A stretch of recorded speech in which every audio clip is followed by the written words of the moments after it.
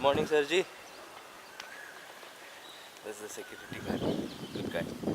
And so, what I'll be trying to do is it's been almost a week, more than a week, I would say, me doing shrugs. So, I'll be trying to do shrugs, not only shrugs, obviously, but yeah, it's been a long time since I did shrugs for me trapezius. Yeah, it works on trapezius. I'll be doing that movement and chest decline. So apart from that, back, probably a lat pull down movement and a squeezing movement or one arm row. If I'll let's see if I'll be able to record a video for you all if there are no ladies in the house.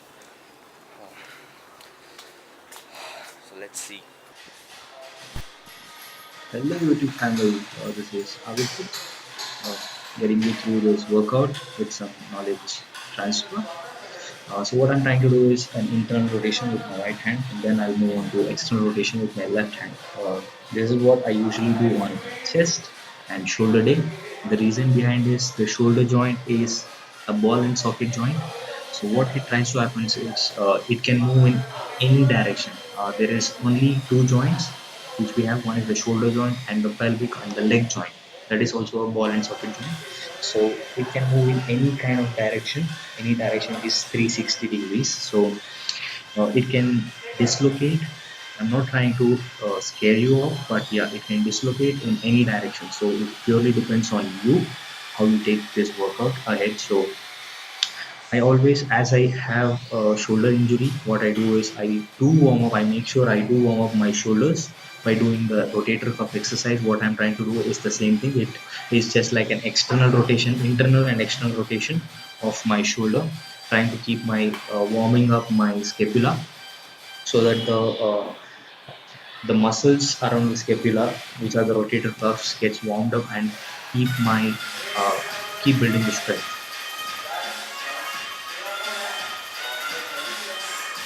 First time we got some good songs playing in gym and I'll be supersetting with flat bench press and one arm row.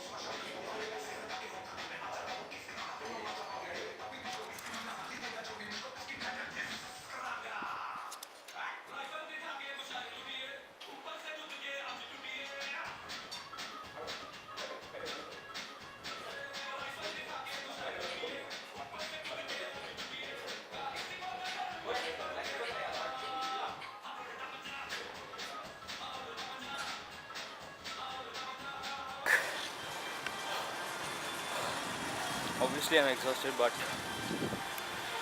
the creatine is just pulling me to my, or pushing it to my limits. Really exhausted, but yeah, left with two more exercise, one for chest and one for back. Till now I didn't do shrugs, so I'll be going on shrugs and chest, obviously chest fly, whatever is left out. uh, there is not much exercises for chest apart from there is a chest press machine, but I don't want to use it because it's supported, you can say. Unsupported and supported movements. What are those means? Too much wind. Yeah. Supported movements are those which assist you in that particular line of motion. Whenever you're doing chest press, it is designed in such a way that your arm goes in that movement. Whatever it might be an incline chest press or a flat bench or a decline. I'm talking about machine. Machines are always supported. Uh, if you are thinking that your partner supports and it is an unsupported movement, just you're helping, just your partner is helping you to lift better. Unsupported movements are those where do not have any support and it is completely left to you. So which is better? Obviously unsupported, because it gives you that basic foundation for that movement and the understanding of that exercise. Apart from that, you can also go faster, because when you switch from supported to unsupported, it is really difficult for you to cooperate. But when you switch from unsupported to supported, it is really easy. It's like a piece of cake for you. uh, just a piece of information, but I'm presently doing the butterfly chest fly, which works basically on the pec muscles, the major one, which is the biggest muscle of the pectoral. Pec minor, for your information, lies beneath the pec major. So it is just like a thin muscles which gets connected to the ribs.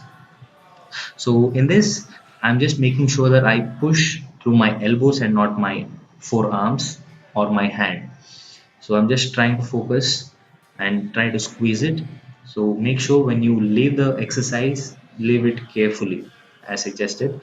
And the next moment, it was like almost 2 to 3 weeks I did not do shrugs. So it was time for shrugs. This is a simple shrug which works on the uh, top portion of the trapezius muscle. Uh, the guy behind me is like dancing, is like crazy. Yeah. And what presently I'm doing is work on the mid of the trapezius. Trapezius is like a kite shaped muscles which run almost to your mid back.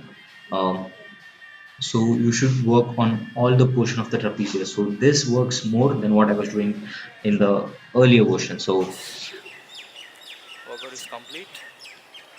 So we did achieve the goal by hitting three exercises for back and three for chest.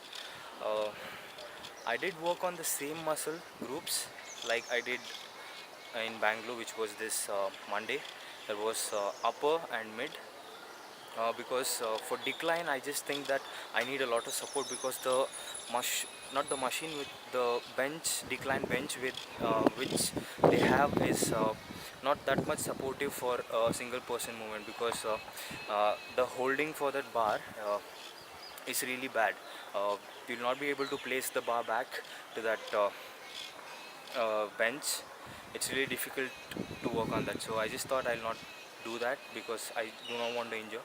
And yeah, I did actually hit 60 kilos of flat bench chest press, which was till now the highest. I did 7 sets in the first go, and then the second go I did 6 of 5 without support. I'm talking. Yeah, it was really good, and I was bloodshot.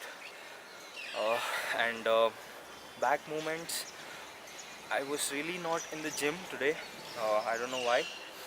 Focus was not there a bit, but still you have to do it sometimes. So I'm just done with my workout. So what I'll be doing is, as usual, protein and fast. uh, I'll prepare my breakfast, and I'll have it. Shoulders, yeah, it hurts. So let's see. Probably oats, yeah, and a little bit of, I've started to include a little bit of almonds, and dry fruits I'll be including for omega 3. I was actually reading some articles which says we Indians usually tend to go with an imbalance of the ratio between omega 3 and omega 6, which are the essential fatty acids for us to work from here and from here. central nervous system, the signals, whatever it is, and your heart, take care of it. You have to maintain 1:1 ratio of omega 3 and omega 6. What are those? I'll soon be writing an article on it because it's like a very huge topic. uh, Most of the people tend to misunderstand that.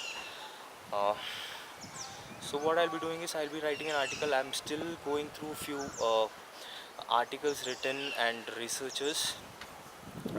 So once I'm done, I'll be posting an article on my Facebook page. uh, yes, that's it. And before that, yeah, if you're thinking, one tip, if you're thinking that olive oil is good for you, then even that oil has almost 5.7 is to 1 ratio of omega 6 to omega 1. You're not supposed to consume more omega 6 because it might cause, uh, in the long run, it might cause few inflammation and diseases like whatever, cancer, cholesterol, everything. In the long run, I'm talking. So, if you're thinking olive oil is good, then it's wrong. So, that's it for today. See you soon tomorrow.